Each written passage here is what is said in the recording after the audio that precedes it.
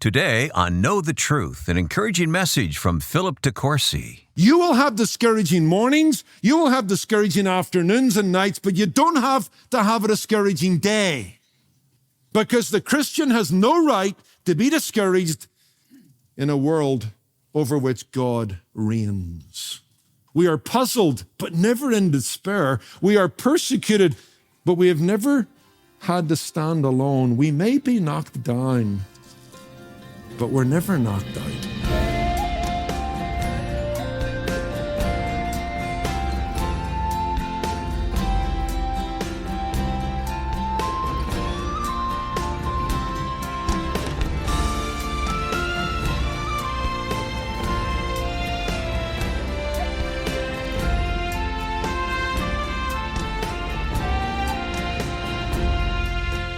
Hello and welcome to Know the Truth with Philip de Courcy, Senior Pastor of Kindred Community Church in Anaheim Hills, California.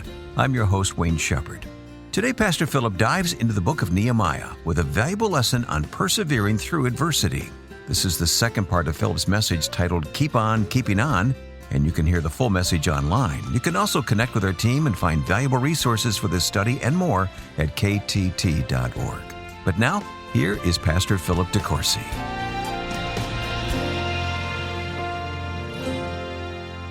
We want to kind of think through the issue of courage in the face of discouragement. Sanballat, Tobiah, the Arabs, the Ammonites, and the Ashdodites, according to verse 7, have a desire to disrupt the work of rebuilding the city of Jerusalem and the walls.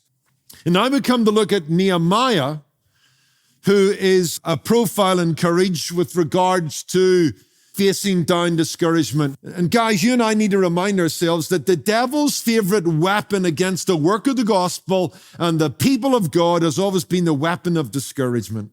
So let's jump right into chapter 4 of Nehemiah. There's three things I want us to see if you're taking notes. I want you to see their enemies, we're going to see their exasperation, and we're going to see their encouragement. Their enemies first.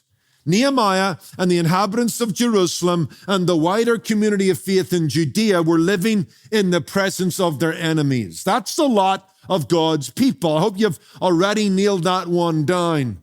The wind is against you. Jesus talked about sending his lambs out among the wolves. What about their exasperation? Let's rise up and build. We're not able. What's happened?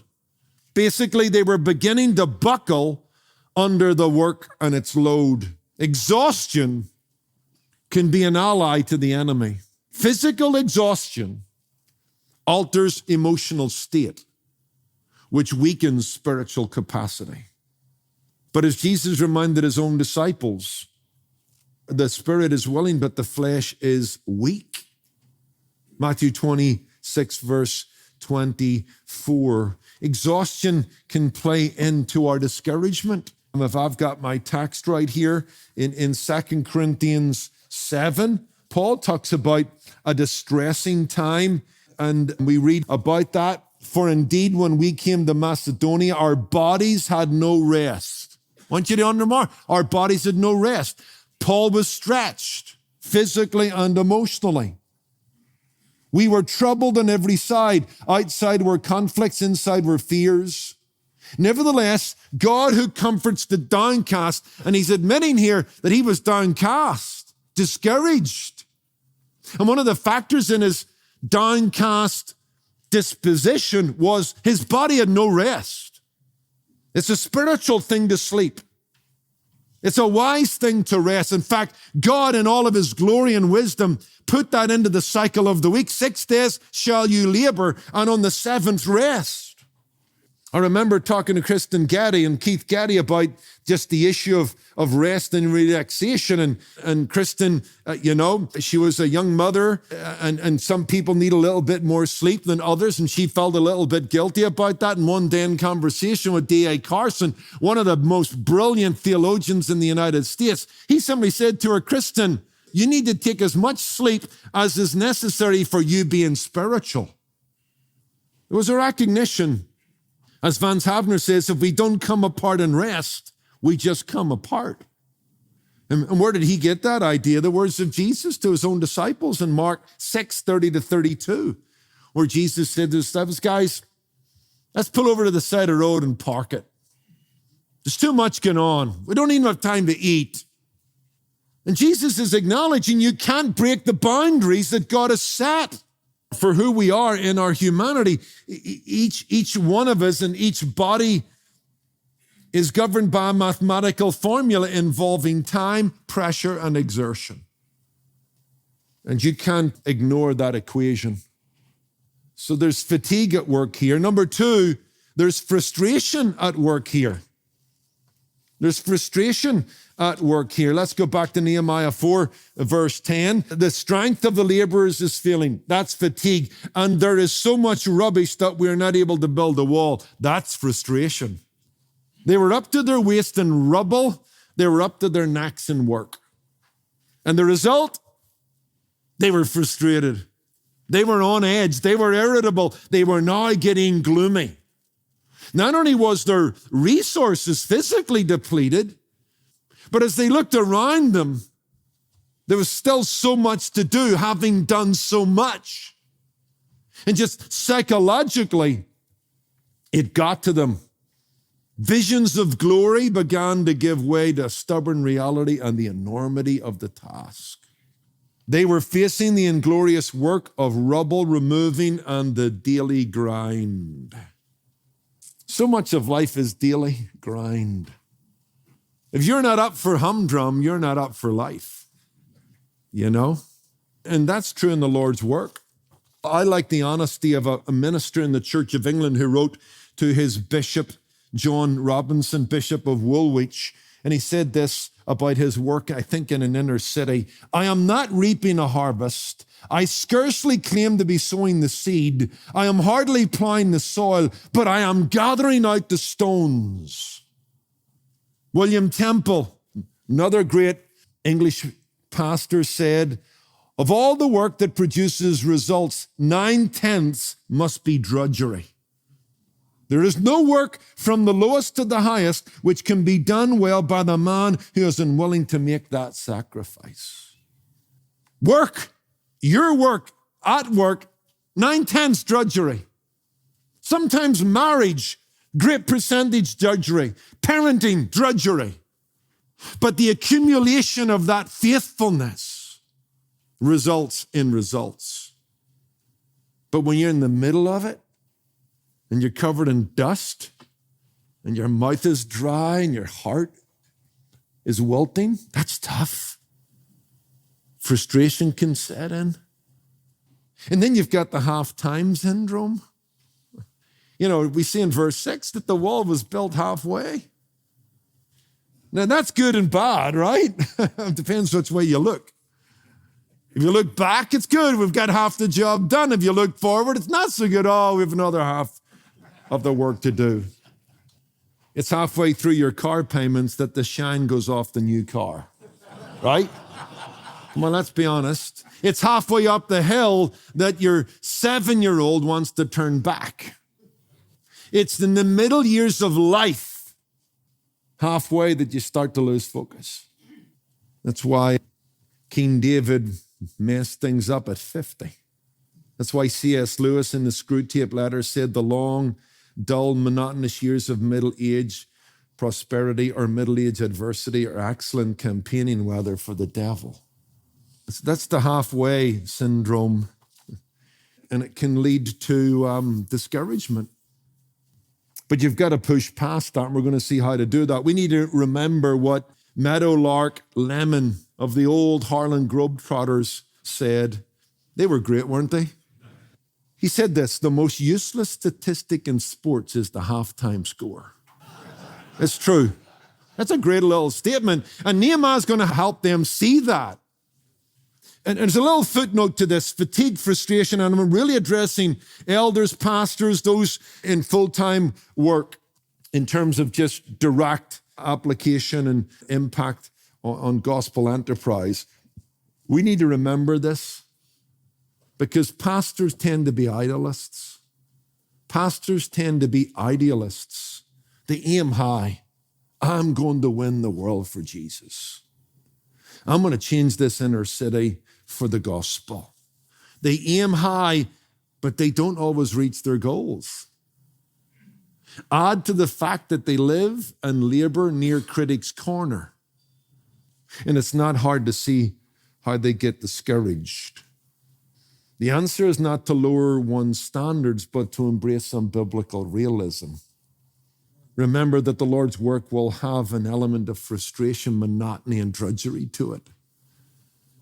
Before you even get to sow the seed, before the seed gets sown and begins to bear fruit, there is a lot of stones just to get up and out of the way so that you can plow the field. That's why old Spurgeon said every pastor needs a blind eye and a deaf ear just to keep working. Number 3, feebleness. Got to keep moving here. Feebleness. This is an interesting insight. The snowball of gathering emotions continues to grow larger. They're fatigued, they're frustrated, and now they're feeble-minded. Look at verse 10 again. The strength of the laborers is failing, that's fatigue.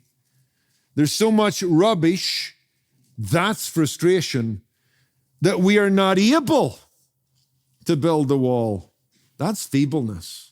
They're tired physically, but they're now collapsing mentally. You know, they started out in chapter 2, hearing about God's good hand. Let's rise up and build, set our hands to this good work. And now that is giving way to faint-heartedness. They don't believe that they have the strength to get across the finish line. They now have the jitters. We see in chapter 4 that they post guards around the city walls, but they weren't guarding their mind. And now doubts were beginning to set in. There was a mental collapse fed by doubt. Because I think this is, to some degree, the bigger issue, because as soon as Nehemiah kind of sorts out their fears by posting guards, putting them in families along the wall, and the enemies get frustrated. Notice in verse 15, and it happened when our enemies heard that it was known to us and that God had brought their plot to nothing, that all of us returned to the wall, everyone to his work. They weren't that exhausted. They were back at work the next morning because the issue was as much mental as it was physical. They were letting their guard down mentally. They were getting their eyes off God. They were forgetting the providence of God that had brought them here. The good hand of God was upon me. They were forgetting the success that God had already allowed them to achieve because they were becoming feeble-minded. By the way, it's a little bit of an aside to this, but I wrote a Truth Matters for our radio audience just recently called Talking Things Up. And this verse and this passage reminded me to be careful how we talk about God's work. We're not able. Many of those people have showed up at business meetings, the beginning of projects like we're setting out to achieve here with Take the Hill. We're not able. I don't mind a realism. I don't mind prudence. But be careful that doesn't spill over into unbelief, a lack of trust in God, a feebleness and a faint-heartedness that's unbecoming of the greatness of God. In fact, there are 3 voices in chapter 4. Read the article. You'll find it at ktt.org, Talking Things Up. There are 3 voices in chapter 4. The first voice is the voice of the enemy. You won't. Right? Verse 11. We're going to come and kill you and cause the work to cease. You won't. Then the second voice is the feeble-hearted believer who says you can't. We're not able to build the wall. And then you have the voice of Nehemiah, the leader, rallying the troops. Verse 14, remember God great and awesome, God will. God will. Be careful how you talk about God's work. Be careful what you say to yourself about God's work. The enemy will say you won't, which will encourage you to say we can't. And we need to remind ourselves that God is great and awesome. He will. There's another factor, fear. Fear. The final factor in their dismay is fear. That's just verses 11 and 12. And our adversary said They will neither know nor see anything till we come in the midst and kill them and cause the work to cease. So it was when the Jews who dwelt near them came, they told us, did you notice this 10 times? They're in a little bit of a panic by the looks of it. From whatever place you turn, they will come upon us. They're coming, they're coming, they're coming. Ooh, they're coming. Calm down, would you? But they're driven by fear. They've been told the enemy is ready to pounce. They feel like a gazelle on the North African plains with a pride of lions nearby. This is a lack of faith, this fear. They needed to be reminded, and Nehemiah will do it in quick fashion in verse 14, that God is great and awesome. Stop fearing man so much. Start fearing God more, because we fear man too much when we fear God too little. He says in verse 20, God's going to fight for us. See, faith is a refusal to panic, because you're reminding yourself to be still and know that he is God. But here's a little thing that I think's worth noting as we get to the final thought of encouragement. This fear was defined by a lack of faith, and this fear was driven by the fact that they were living too near the enemy and they were listening to the enemy too much. Did you notice that the people who are saying this are those, notice verse 12, these are the Jews who dwelled near them. It would seem that there were some who were living outside the city gates, who were bumping up against these communities that were dead set against this project and the people of God, and they were living on the border of enemy territory. And I think it's worth noting that, because you and I live near the enemy. Right? We've already identified that. If you go to Psalm 23, you've got this beautiful image of God as our shepherd and we are his sheep. But notice how God prepares a table before us in the presence of our enemies. You and I live in the presence of our enemies. Jesus sent us out as lambs amidst the wolves. Jesus said in his high priestly prayer in John 17:15, I want you to be in the world, but not of it. But we're in it. We're in a world that lies in the lap of the wicked one. We're in a world where men's arguments are like strong towers that are erected against God's glory and wisdom. And if we're not careful, instead of us influencing them, they influence us, right? Lot pitched his tent near Sodom and Gomorrah, mistake. And it says in 2 Peter 2, verses 7 to 8, that his righteous soul was tortured by what he saw and what he heard. His diet of worldly stuff was too much. And it compromised him, and it weakened him, and it hobbled him. What about Paul with a broken heart in 2 Timothy 4, verse 10? Demas has left me because he has loved this present world. Living near the enemy opens you up to their propaganda. And if you imbibe their propaganda, you start becoming preoccupied with them and you become spooked.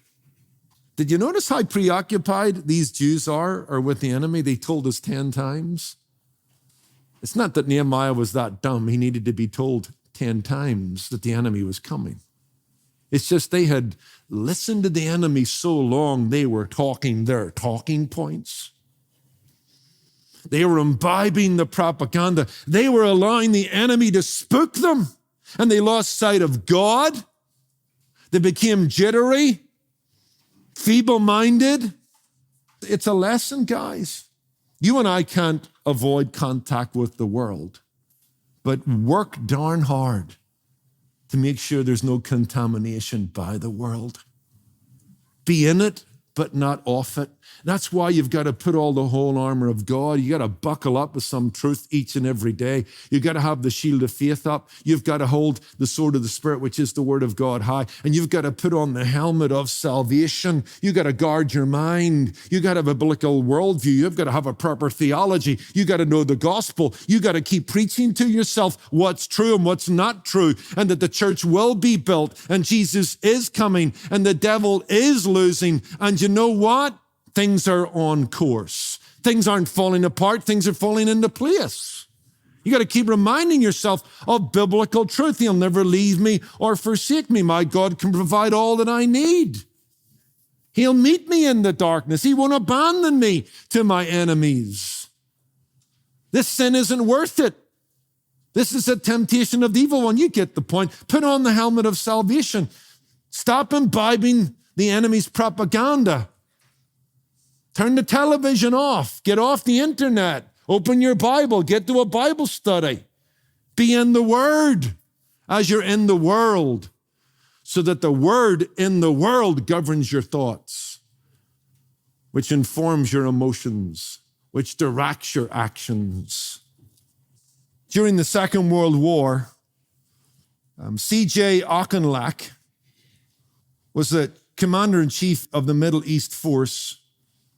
And he put out this order because it seemed that some in the British and Allied forces had turned Rommel into a bogeyman. I mean, Rommel was a brilliant military tactician, fearless, courageous.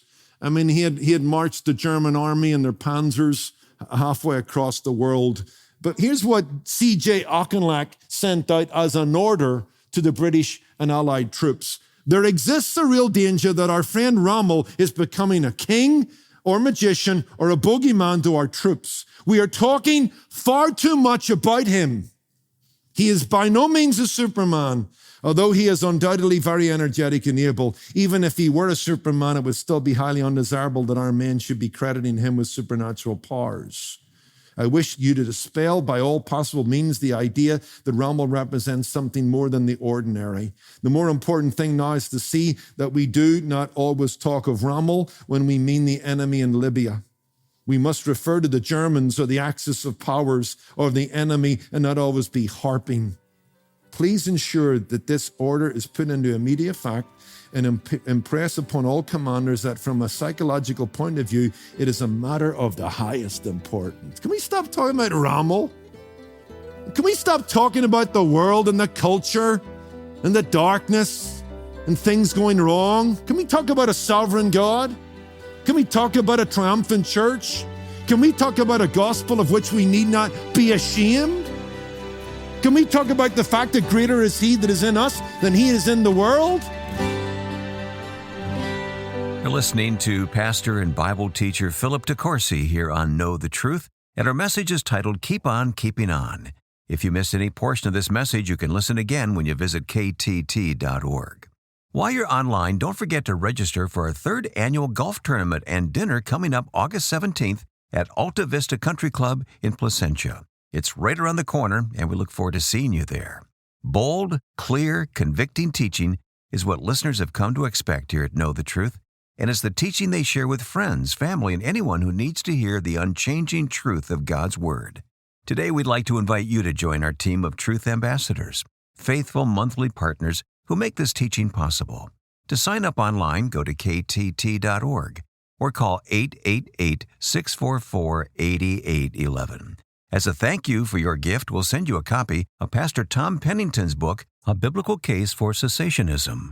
Did God intend for the miraculous gifts to continue throughout the church age?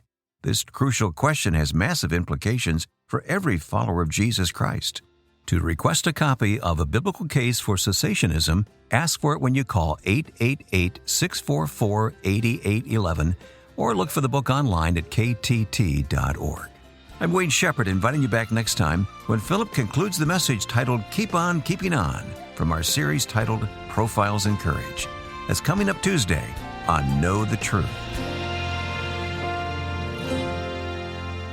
Today's program was produced and sponsored by Know the Truth Incorporated. Jesus said, "You shall know the truth, and the truth shall make you free."